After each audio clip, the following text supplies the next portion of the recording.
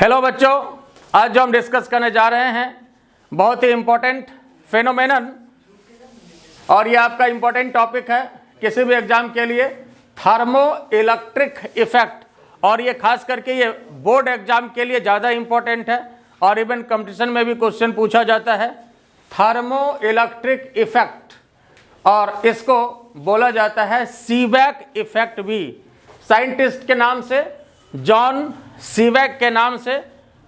क्योंकि यह जो एक्सपेरिमेंट है ये जर्मन साइंटिस्ट जॉन सीवैक साहब ने किया था, इस वजह से इसको सीवैक इफेक्ट भी कहा जाता है और थर्मो इलेक्ट्रिक इफेक्ट भी कहा जाता है।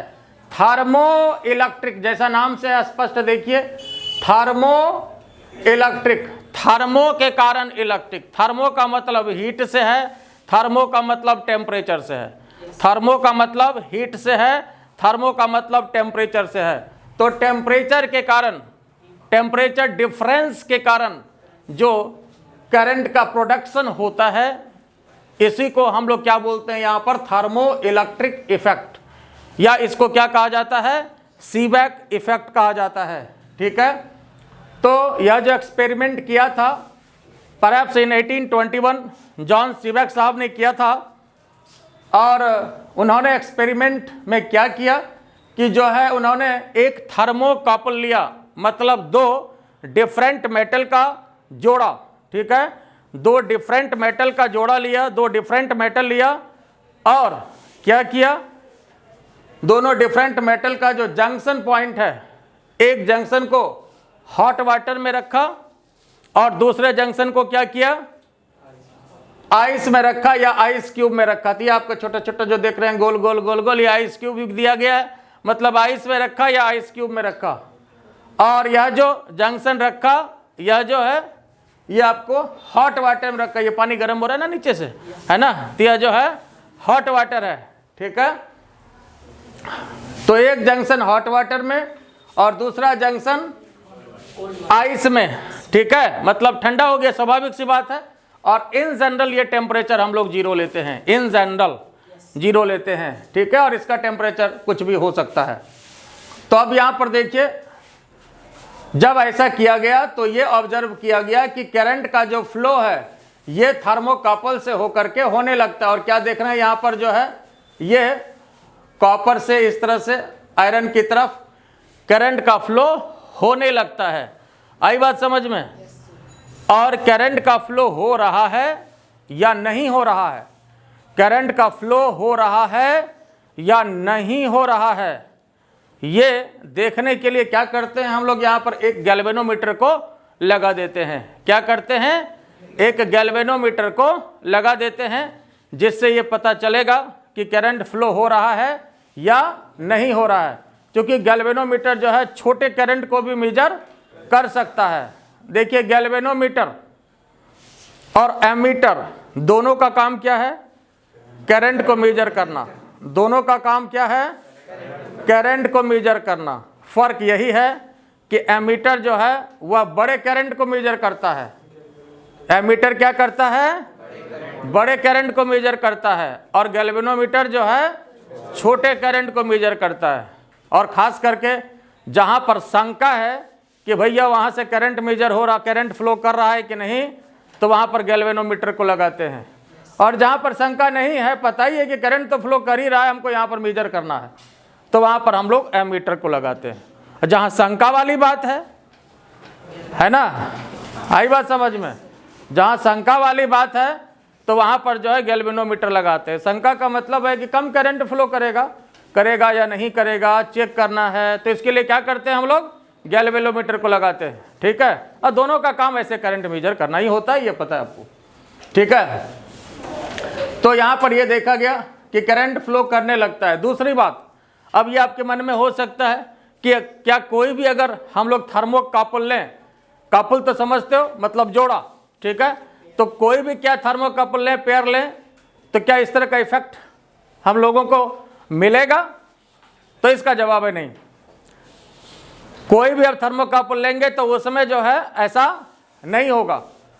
तो इसके लिए सीवैक साहब ने क्या किया, एक्सपेरिमेंट के आधार पर एक्सपेरिमेंट के आधार पर एक सीरीज बनाया, उसके थर्मल प्रॉपर्टी को, मतलब उसका जो प्रॉपर्टी को स्टडी करते हुए, इस बात को हमने यहाँ दिया भी है, Seebeck studying properties of different pair of metal arranged them in a series which is known as thermoelectric series.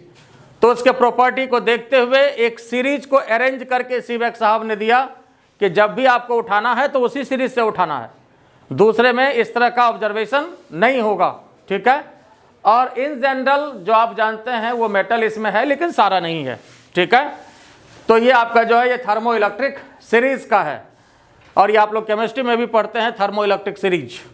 तो इसमें जो सीरीज है ये आपको दिया हुआ है। इसमें सबसे पहले जैसे Sb है ना, और ये नाइक्रोम है, आयरन है, जिंक है, कॉपर है, Au गोल्ड है, Ag है, Pb है, Al, Ag, Pt, Ni मतलब निकेल, Bi फॉर बिस्मथ। तो इस तरह से ये इसका सीरीज है, ठीक है। अब यहाँ देखिए, इसलिए हमने ये पहले कहा आपको कि किसी भी मेटल में इस तरह की फेनोमेनन नहीं होगी, तो आपको इसको थर्मोइलेक्ट्रिक सीरीज से उठाना पड़ेगा। आई बात समझ में? तो एक बार फिर समझिए इसको। हमने कहा कि कोई भी मेटल जब उठाएंगे तो ऐसा नहीं होगा, ठीक है, थर्मोइलेक्ट्रिक सीरीज से ही लेना पड़ेगा। तो क्या देखा सीबेक साहब ने? John Seebeck suggested on the basis of experiment. ये एक्सपेरिमेंट के आधार पर है। एक्सपेरिमेंट के आधार पर उन्होंने क्या देखा, क्या दिया कि अगर suggested that junction of thermocouple kept at different temperature, अगर डिफरेंट टेम्परेचर पर रखा जाए उसके जंक्शन को, जैसे कॉपर और आयरन का जंक्शन एक ये है और दूसरा ये है, ठीक है। तो एक जंक्शन को क्या रखना है? हॉट रखना है, और दूसरे जंक्शन को कोल्ड रखना है। तो it means one junction kept at ice मतलब cold, and another junction is kept in hot water. Another junction को किस में रखना है? हॉट वाटर मतलब गर्म पानी में रखना है, हॉट वाटर में रखना है, जैसा कि फिगर में दिखाया गया है, जैसा फिगर में है। Hence it is observe that an electric current flows through the thermocouple. ये देखा गया है कि इलेक्ट्रिक करंट जो है फ्लो करने लगता है, और यह जो करंट है इसी को क्या कहा जाता है? थर्मोइलेक्ट्रिक करंट कहा जाता है ना।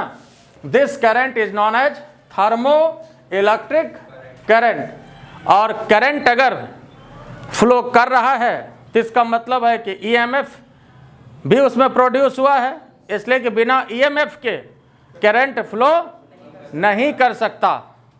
बिना ईएमएफ के करंट फ्लो नहीं कर सकता है। बिना पोटेंशियल डिफरेंस के करंट का फ्लो नहीं हो सकता है। जैसे अगर हम ये कहते हैं कि बॉडी डिस्प्लेस हो रहा है, अगर यहाँ से यहाँ तक कोई बॉडी जा रहा है तो इसका मतलब है कि फोर्स लगा है, चाहे जहाँ से लगा हो, वो बात की बात है। लेकिन बिना फोर्स के बॉडी का डिस्प्लेसमेंट नहीं हो सकता है। अगर बॉडी डिस्प्लेस कर रहा है तो इसका मतलब कोई ना कोई फोर्स लग रहा है, चाहे फोर्स वो जहाँ से लगे। आई बात समझ में? तो यहाँ जो है Hence EMF produced in the thermocouple is known as thermo EMF। क्या कहा जाता है? थर्मो EMF कहा जाता है। तो ये ऑब्जर्व किया गया है कि यहाँ पर जो है करंट फ्लो करने लगता है। और एक इंपॉर्टेंट बात जो है कि यह भी देखा गया है कि अगर यह जो आपका हॉट वाटर है इसको हम कोल्ड कर दें ये जंक्शन को, और जहाँ पर यह बर्फ रखा हुआ था इसको यहाँ गर्म पानी डाल दें, अगर मतलब ये जंक्शन चेंज कर दें, तो वैसे स्थिति में यह भी देखा गया है कि करंट का जो डायरेक्शन है वह बदल जाता है। यह भी देखा गया है कि करंट का जो डायरेक्शन है वह बदल जाता है, करंट का डायरेक्शन चेंज कर जाता है ना। यह भी एक इम्पॉर्टेंट पॉइंट है कि करंट का डायरेक्शन क्या होता है? बदल जाता है। और नेक्स्ट सबसे इंपॉर्टेंट पॉइंट यह है कि यह थर्मोइलेक्ट्रिक इफेक्ट जो है, यह सीबेक इफेक्ट जो है हीटिंग इफेक्ट ऑफ करंट का कन्वर्स इफेक्ट है या रिवर्स इफेक्ट है। और ये बहुत इंपॉर्टेंट बात है, इसको यहाँ पर हम लिख देते हैं। ये तो आपका लिखा हुआ है ना, ठीक बात है। तो देखिए स्टार पॉइंट में इसको लिखिए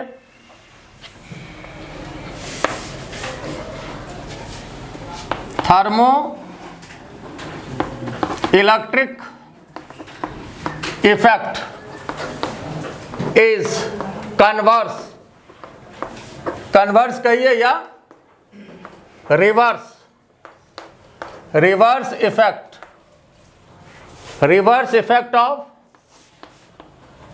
heating effect of current, heating effect of current का रिवर्स इफेक्ट है। कैसे? तो हीटिंग इफेक्ट में क्या होता है साहब? हीटिंग इफेक्ट में क्या होता है? हीट प्रोड्यूस होता है करंट के कारण, करंट के कारण हीट का प्रोडक्शन होता है। और इसमें क्या हुआ? हीट के कारण, मतलब टेम्परेचर डिफरेंस के कारण करंट का प्रोडक्शन हुआ, टेम्परेचर डिफरेंस के कारण करंट का प्रोडक्शन हुआ। तो ये उल्टा इफेक्ट हुआ कि नहीं? आई बात समझ में? ये बात क्लियर हुआ कि नहीं? तो ये उल्टा इफेक्ट है। और दूसरी बात, अगर ये जो जंक्शन है अगर इसको चेंज कर दिया जाए, जैसे इसको यहाँ पर कोल्ड जंक्शन बना दें और इसको हॉट जंक्शन बना दें, तो वैसे स्थिति में क्या हो जाएगा? डायरेक्शन ऑफ जो करंट होता है वह भी चेंज कर जाता है ना? Direction of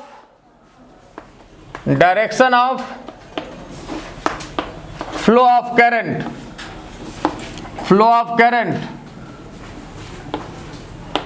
will change if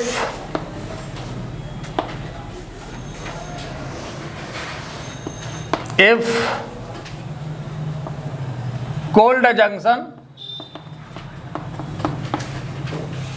and hot junction, cold junction and hot junction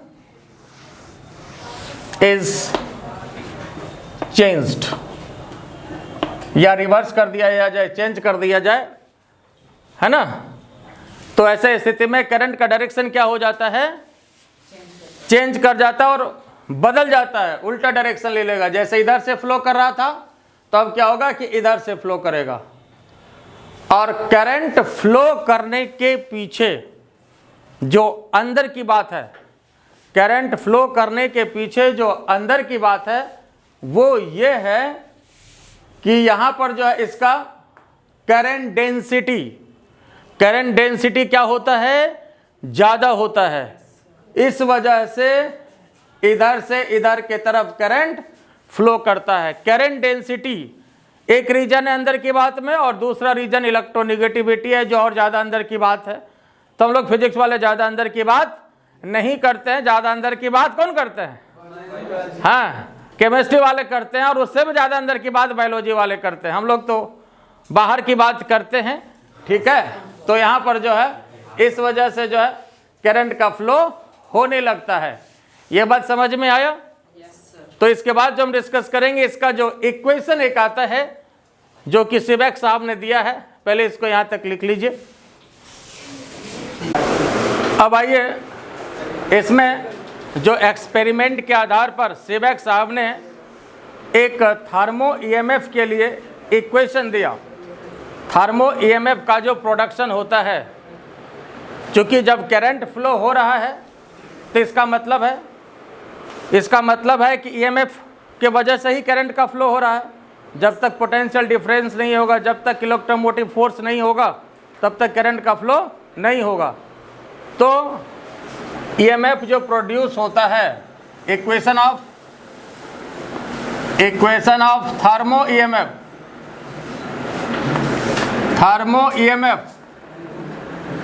is given by equation of thermo EMF is given by EMF equal to alpha theta plus half beta theta square।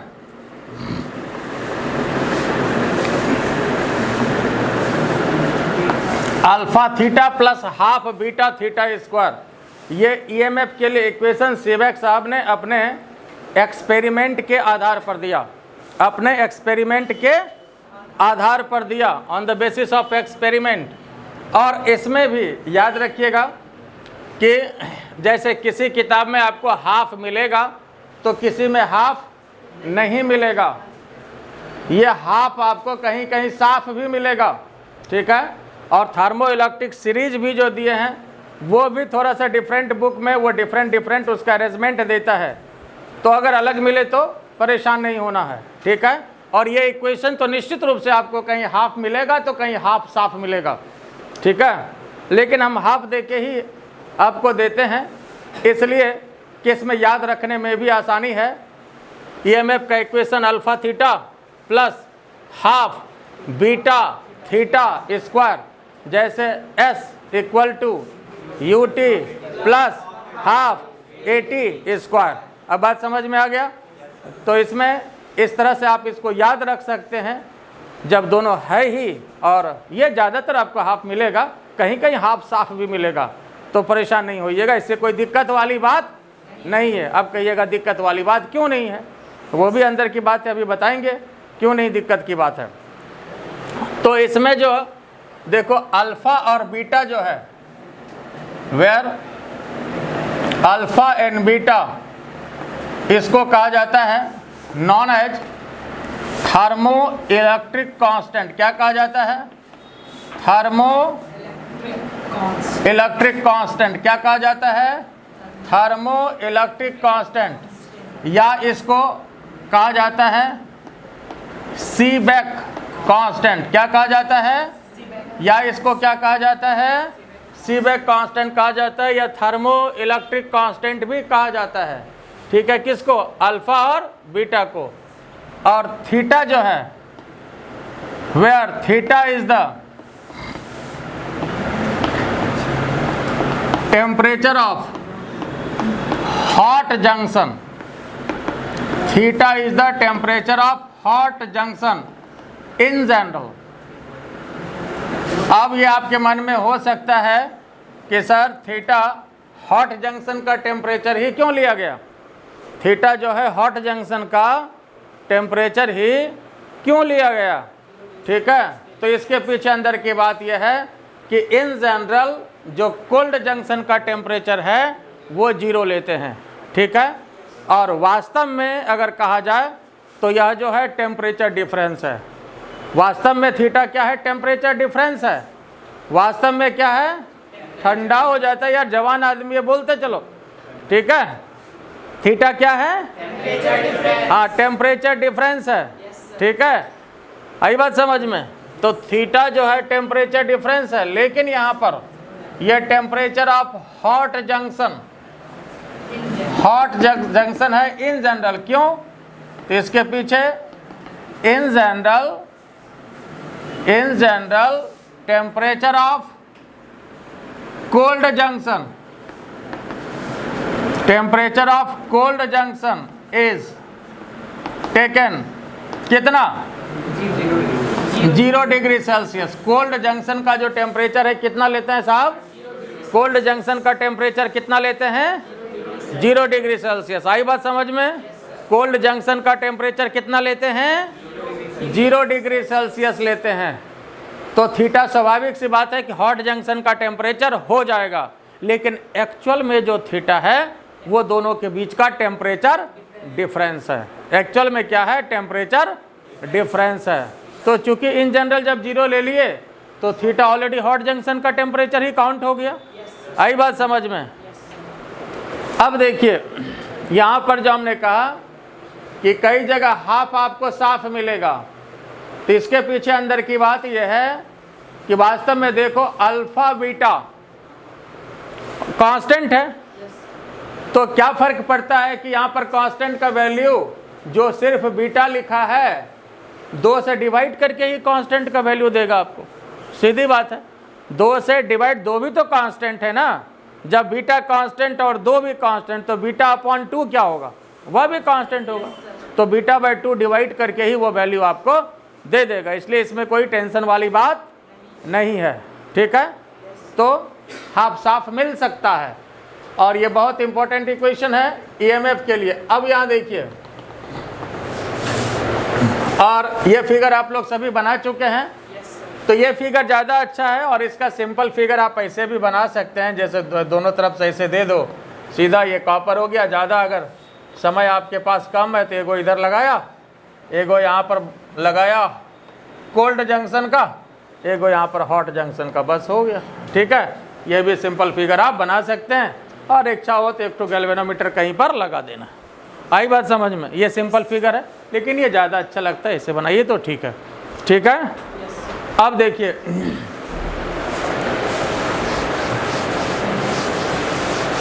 इसके अनुसार यह जो equation यहाँ पर हम लोग देख रहे हैं, इक्वेशन ऑफ थर्मो ईएमएफ। अब आइए इसमें जो इम्पोर्टेंट क्वेश्चन बनता है इसका ग्राफिकल रिप्रेजेंटेशन। देखो इसका ग्राफ कैसा आना चाहिए। इधर थर्मो ईएमएफ ले रहे हैं,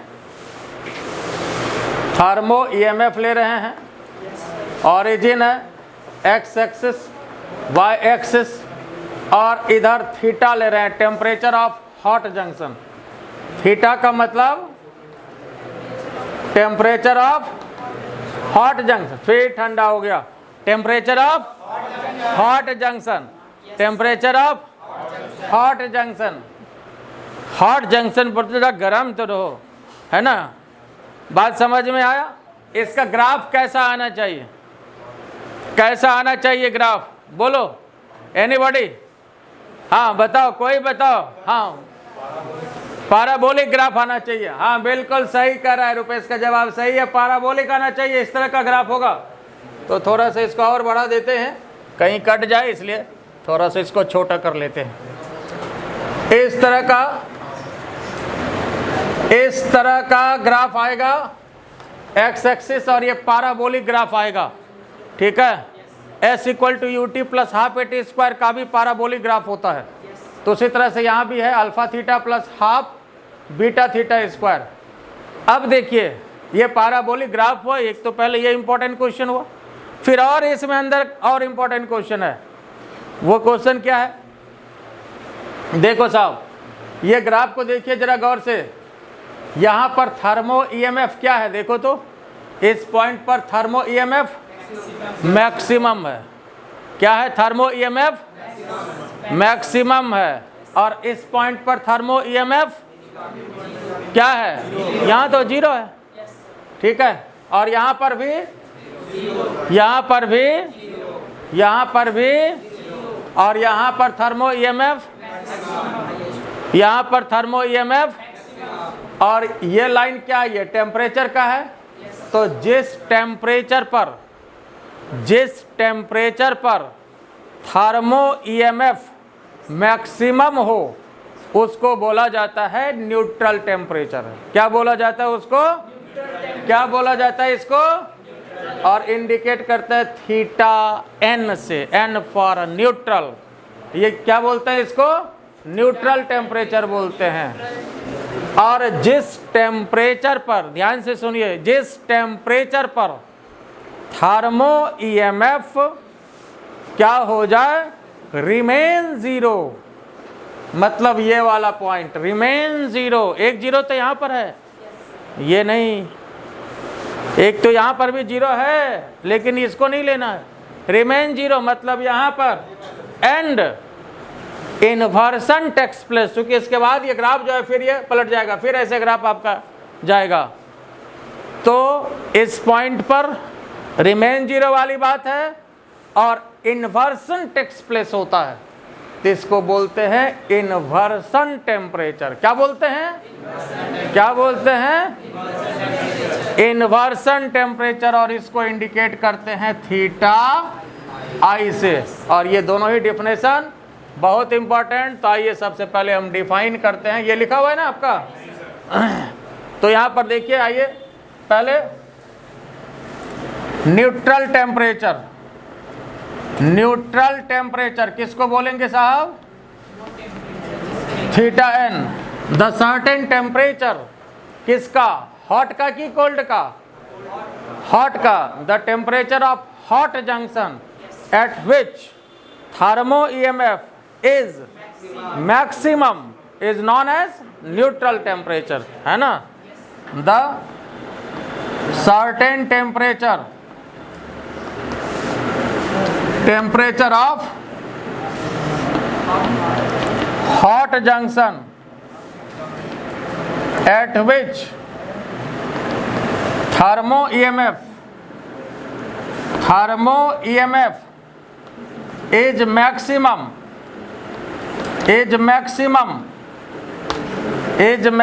क्या कहेंगे इसको, is known as, क्या कहेंगे इसको, न्यूट्रल टेम्परेचर।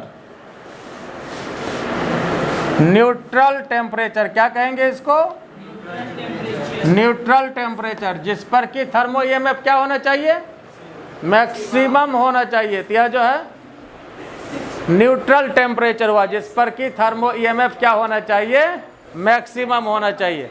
आई बात समझ में, ये बात समझ में आया कि नहीं? अच्छा, अब ये बताओ, अब देखो न्यूट्रल टेम्परेचर की अगर बात यहाँ पर हम करते हैं, न्यूट्रल टेम्परेचर की अगर बात करते हैं तो ये कैसे निकालेंगे, तो न्यूट्रल टेम्परेचर में थर्मो ईएमएफ क्या होता है, मैक्सिमम होता है। क्या होता है, मैक्सिमम होता है। और जब भी हम मैक्सिमम या मिनिमम की बात करते हैं तो क्या करते हैं, हाँ बिल्कुल सही बात, डिफरेंशिएट करके जीरो कर देते हैं। आई बात समझ में, डिफरेंशिएट करके जीरो कर देते हैं। ऊपर वाला ये लिखा हुआ है, तो यहाँ देखिए क्या करेंगे, डिफरेंशिएट करके जीरो करेंगे। किसको जीरो करेंगे, जो इक्वेशन आपके पास है, कौन सा, EMF equal to alpha theta plus half beta theta square, इसको क्या करेंगे, डिफरेंशिएट करके जीरो कर देंगे। कर सकते हो कि नहीं? अच्छा चलिए पर यहाँ तक पहले लिख लीजिए, फिर डिस्कस कर रहे हैं। आइए देखिए, तो ये आपको पता है कि जिस टेम्परेचर पर थर्मो ईएमएफ मैक्सिमम होगा, तो मैक्सिमम के लिए क्या करते हैं हम लोग, डिफरेंशिएट करके जीरो कर देते हैं। क्या करते हैं, डिफरेंशिएट करके जीरो कर देते हैं। तो डिफरेंशिएट करके जीरो करना है फॉर मैक्सिमम, या ये कहिए फॉर न्यूट्रल टेम्परेचर की बात, डिफरेंशिएट करके जीरो करिए। तो DE upon D theta equal to zero. तो D theta of E alpha theta plus half beta theta square, है ना। करना क्या, इसको जीरो करना है। इसको आप एक स्टेप और ले लीजिए, अल्फा थीटा कर लीजिए, डी थीटा, उसके बाद हाफ बीटा थीटा स्क्वायर कर लीजिए बराबर जीरो। तो अल्फा तो कांस्टेंट हो गया ना साहब, थीटा का डिफरेंशिएशन थीटा के रेस्पेक्ट में 1 हो गया। यहाँ पर हाफ बीटा कांस्टेंट हो गया ना साहब, तो यहाँ पर थीटा स्क्वायर का डिफरेंशिएशन 2 थीटा हो गया। तो 2 तो alpha plus beta theta equal to alpha plus beta theta equal to, कोई तकलीफ इसमें, ये समझ गए। तो alpha equal to minus beta theta, तो बीटा इक्वल टू थीटा निकालना इसमें। तो यहाँ पर थीटा कितने के बराबर होगा, अल्फा अपॉन बीटा माइनस में। और ये जो टेम्परेचर है, कैसा टेम्परेचर है, न्यूट्रल टेम्परेचर। इसलिए फाइनली इसको क्या करते हैं, थीटा n से इंडिकेट कर देते हैं। ठीक है, किससे इंडिकेट कर दिया, थीटा n से इंडिकेट कर दिया। बोलो कोई दिक्कत है इसमें? तो देखो क्या क्या इसमें, न्यूट्रल टेम्परेचर की जब हम बात करते हैं, न्यूट्रल टेम्परेचर की बात जब करते हैं तो क्या करते हैं, न्यूट्रल टेम्परेचर के लिए ईएमएफ मैक्सिमम होना चाहिए। तो जब भी मैक्सिमम या मिनिमम की बात आती है तो इसमें क्या करते हैं, मैक्सिमम मिनिमा का कॉन्सेप्ट लगता है और इसको डिफरेंशिएट करके जीरो कर देते हैं। ठीक है, तो इसको डिफरेंशिएट करके जीरो किया और अल्फा थीटा का डिफरेंशिएशन अल्फा हो गया, थीटा का रेस्पेक्ट है, और उसके बाद half beta theta square, half beta बाहर, थीटा स्क्वायर का 2 थीटा, 2 खत्म हो गया, इतना जीरो हो गया। इसलिए theta equal to minus alpha upon beta. और ये न्यूट्रल टेम्परेचर है। कैसा टेम्परेचर है साहब? न्यूट्रल टेम्परेचर है। आई बात समझ में? तो ये न्यूट्रल टेम्परेचर निकल गया। और फिर हम लोग अगले क्लास में निकालेंगे इन्वर्सन टेम्परेचर, ठीक है, और थर्मो इलेक्ट्रिक पावर का ग्राफ देखेंगे। यहाँ तक कोई दिक्कत है? यहाँ तक कोई दिक्कत किसी को? तो ठीक है, तो हमारा चैनल इनोवेशन एकेडमी, मैं RKJ सर। और आज का क्लास कैसा लगा ये आप बताएंगे, ठीक है। और बढ़िया लगे तो क्या करना है? लाइक करना है, सब्सक्राइब करना है।